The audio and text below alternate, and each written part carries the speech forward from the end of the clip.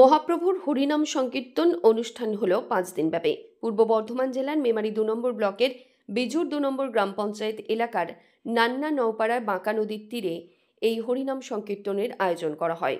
প্রত্যেক বছরের মতো এবছরও 5 দিন ব্যাপী চলে হরিনাম সংকীর্তন, লীলা কীর্তন, বাউল গান। এই সবকিছুর মধ্যে দিয়েই অনুষ্ঠানের সমাপ্তি হবে, এমনটাই জানিয়েছেন উদ্যোক্তারা। মহাপ্রভুর স্বপ্নাদেশ পেয়েছিলেন স্বর্গীয় পঞ্চানন বৈরাগ্য।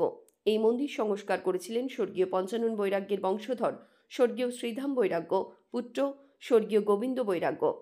2009 সালে এই মন্দিরের সংস্কারের পর অনুষ্ঠানের জাঁকজমক আরও বাড়ে। বহু ভক্তের সমাগমে এই অনুষ্ঠান পূর্ণতা পায়, এমনটাই জানিয়েছেন উদ্যোক্তারা। বৃহস্পতিবার দুপুরে মন্দির কর্তৃপক্ষের পক্ষ থেকে প্রায় 10,000 মানুষের মধ্যে খিচুড়ি ভোগ বিতরণ করা হয় বলেও জানা গেছে। এছাড়াও সন্ধ্যায় ছিল বাউল গানের অনুষ্ঠান। কি কারণে এসেছেন? এখানে আমার একটি মানত ছিল, ভগবানের ইচ্ছায় মানতটা পূরণ হয়েছে, যার জন্য আমি এখানে প্রণাম খাটলাম। আপনি কি প্রত্যেক বছর খাটেন না এবছরই?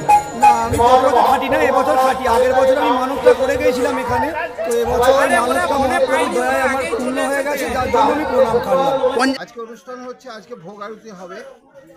এর পূর্বে হয়েছে 16 প্রহর হরিনাম সংকীর্তন, তার আগের দিন হয়েছে অধিবাস কীর্তন, আজকে সন্ধ্যায় হবে পদাবলী কীর্তন, কালকে সমাপ্ত হবে বাউল গান দিয়ে। কদিন ধরে এই অনুষ্ঠানটা হয়? 5 দিন, মোটামুটি 5 দিন। এই মন্দির কিভাবে প্রতিষ্ঠা হয়েছিল? মন্দির প্রতিষ্ঠা হয়েছিল প্রথমে এমনি নর্মাল মাটির ঘর এইভাবে তৈরি হয়েছিল। তারপরে এই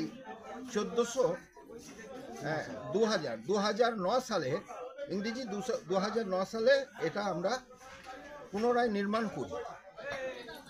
এখন এই মন্দির বর্তমান। এটা কত বছর ধরে হচ্ছে আনুমানিক? 85 বছর। এই মন্দির প্রতিষ্ঠা করেছিলেন? মন্দির প্রতিষ্ঠা করেছিল আমার মায়ের বাবা, দাদু, আমার দাদু পঞ্চানন বৈরাগ্য মন্দির প্রতিষ্ঠা করেছিলেন। মৃত্যুঞ্জয় যশের রিপোর্ট, সংবাদ আজকে নিউজ।